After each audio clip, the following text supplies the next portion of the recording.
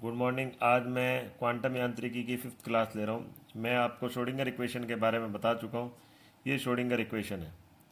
तो यहाँ हमने इसको कंबाइंड रूप से लिखा है del square X del square psi by del X square del square psi by del Y square del square psi by del Z square plus 8 pi square M by H square E minus V psi बराबर zero.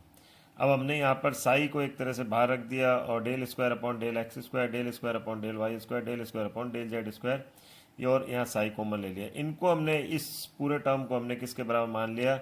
Nebula nebula यानी कि del जो हो गया उसके square के बराबर, और ये साई हो गया plus 8 pi square M by H square E minus V psi बराबर जीरो। ये डेल स्क्वायर क्या है? ये लाप्लाशियन ऑपरेटर है।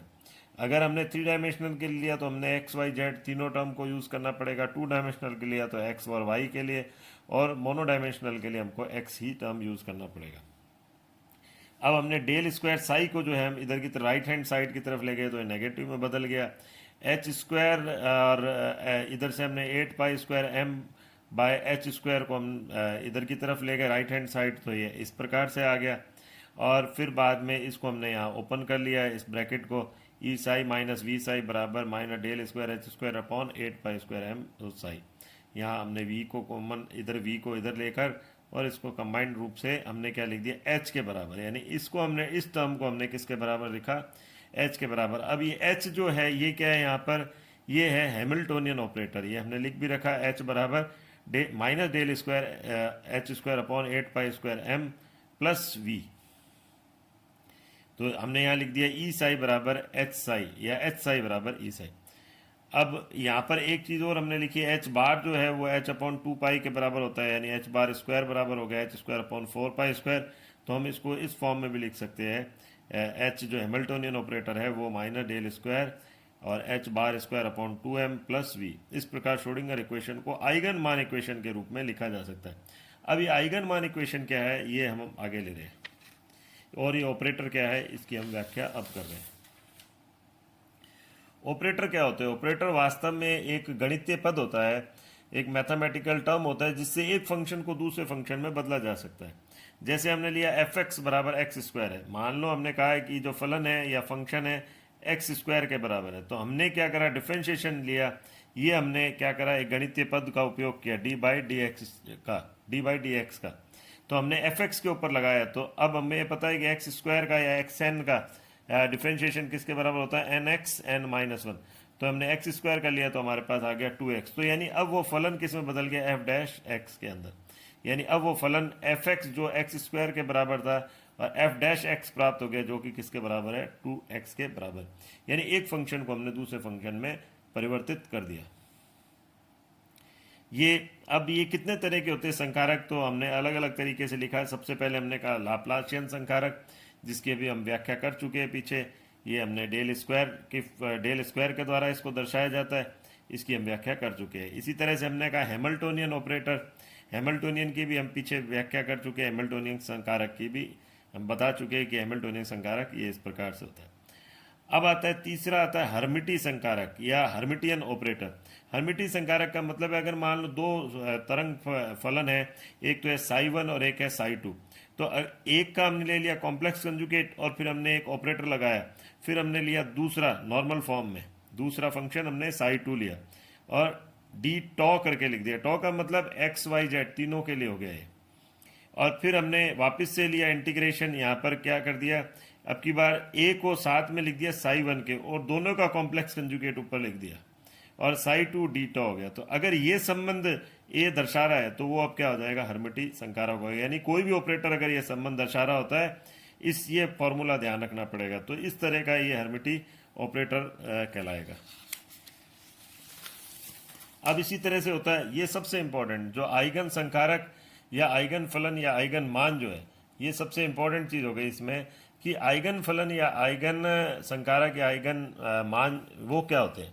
तो हम कहते हैं कि अगर मान लो हमने किसी फंक्शन पर अगर किसी ऑपरेटर को लगाया और हमें मैथमेटिकल वैल्यू या यूं सही कहे कि हम संख्यात्मक न्यूमेरिकल वैल्यूज हमको प्राप्त हुई और वही फलन वापस से प्राप्त हो गया। यानी जैसे हमने साई पर ए को लगाया तो हमें एक संख्यात्मक मान प्राप्त हुआ और हमें साई वापस प्राप्त हो गया, तो ये साई तो कहलाएगा आइगन फलन यानी आइगन फंक्शन। और ये ए जो है, जो हमने लगाया है ऑपरेटर, उसको हम क्या बोलेंगे, आइगन संकारक, आइगन ऑपरेटर।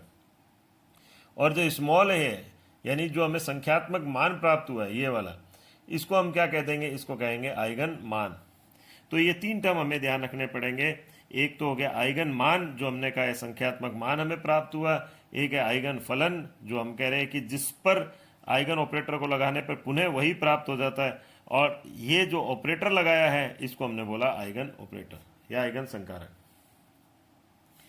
अब इसका एक एग्जाम्पल हम लेते हैं। जैसे हमने लिया एक्सपोनेंट है 2x, हमें पता है कि जब हम इसका डिफ्रेंशिएशन लेते हैं, जब हमने इसका डिफ्रेंशिएशन लिया तो हमें e2x तो प्राप्त हो गई, लेकिन साथ में बाहर 2 और आ जाएगा, यानी e की पावर मान लो nx है, तो हम क्या लिखेंगे ne।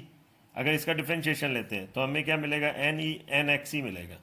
तो इस प्रकार से हमें क्या मिला, यानी कि ये जो वैल्यू हमें संख्यात्मक मान प्राप्त हुआ और वही फलन वापस से प्राप्त हो गया।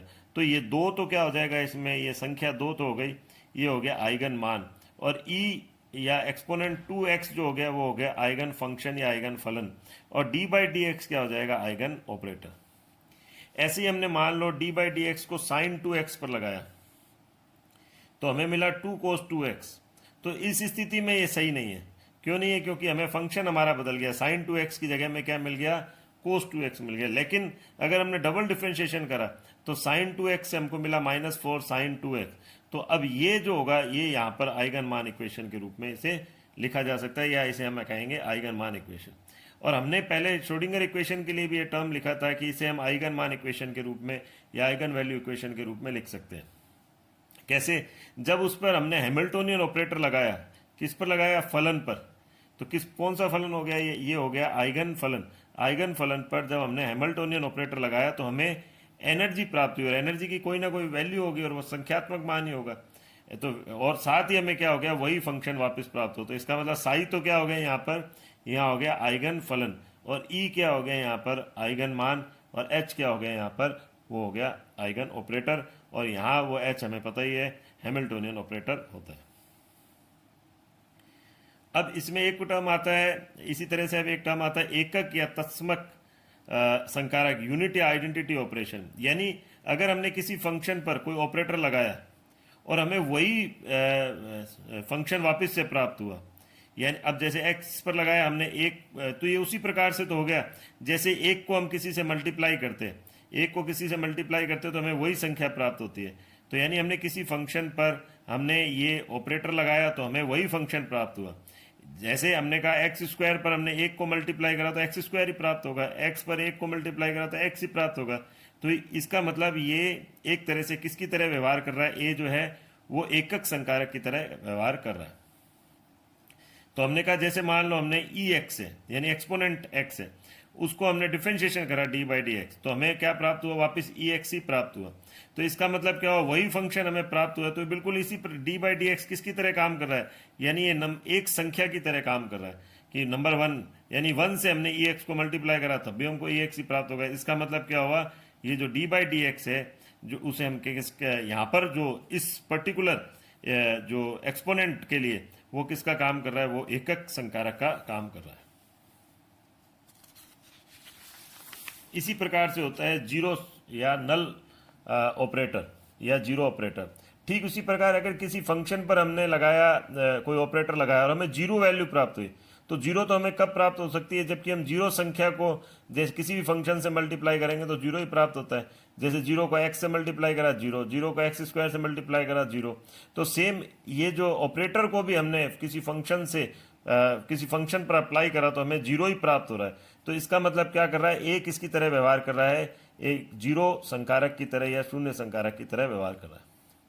तो हम इसका एग्जाम्पल हम ये ले सकते हैं, जैसे हमने लिया मान लो कोई वाई है, कोई फंक्शन है जो वाई का फंक्शन है और उस पर हमने पार्शियल डिफरेंशिएशन करा एक्स के सापेक्ष। अब हमें पता है कि ये एक्स के सापेक्ष अगर हम डिफरेंशिएशन कर रहे हैं और आपने फंक्शन कौन सा ले लिया यहाँ पर वाई, तो ये अब ऐसे में क्या हो जाएगा, कांस्टेंट की तरह व्यवहार करेगा।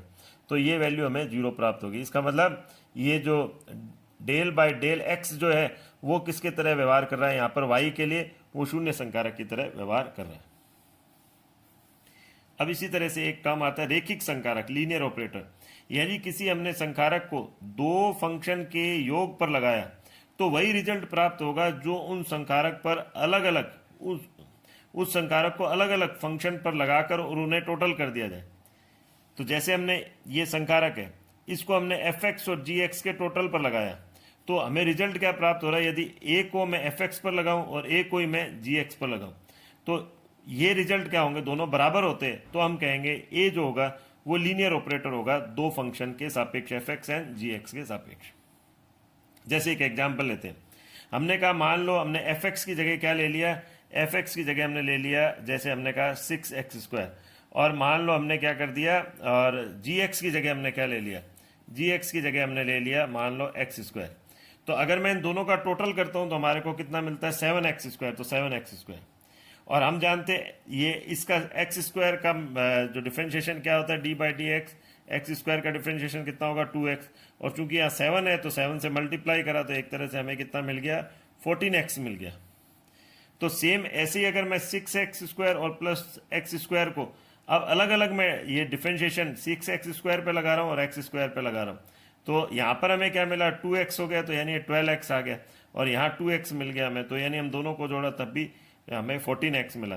तो इस प्रकार हम चाहे हम इसके पूरे के टोटल पर लगाए, ये रहा पूरे के टोटल पर लगाए हम दोनों फंक्शन के, और या फिर हम अलग अलग उस पर लगाए और हमें सेम रिजल्ट प्राप्त हो रहा है, तो इसका मतलब ये जो ऑपरेटर होगा वो कौन सा होगा, वो लीनियर ऑपरेटर होगा। एक एग्जाम्पल हमने लिया, जैसे मान लो हमने कोई संख्या ले ली 9 + 16 है, एफ एक्स और जी एक्स को हमने एक कोई नंबर के रूप में मान लिया, और इसका अगर हम दोनों का टोटल करते हैं तो क्या आता है, अंडर रूट जो है वो 25 आता है, और अंडर रूट 25 का मतलब हो गया 5। लेकिन अगर मैं इन दोनों को अलग अलग पर लगाता हूँ, यानी 9 और ये 6, 9 और 16 अंडर रूट लिया, तो अंडर रूट 9 कितना हुआ 3 के, और अंडर रूट 16 हुआ 4 के, यानी इनका टोटल हुआ 7। तो इस प्रकार यहाँ अंडर रूट जो है यानी ये वर्गमूल जो हम कह रहे हैं ये क्या होगा, ये इन दोनों संख्याओं के लिए या इन दोनों फलनों के लिए रेखिक संकारक का काम नहीं कर रहा। तो आज हम इतना ही लेते हैं और नेक्स्ट टॉपिक अगले वीडियो में लेंगे। Thank you.